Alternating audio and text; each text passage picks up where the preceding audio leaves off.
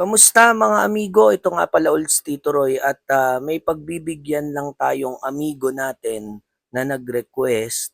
Actually, hindi ko talaga sinasama 'tong topic na 'to, eh. Ang nag-request sa'tin, shout out lang natin si Clicks, also known as Banyamsuwan. 'Yan, si amigo Banyamsuwan, si Clicks.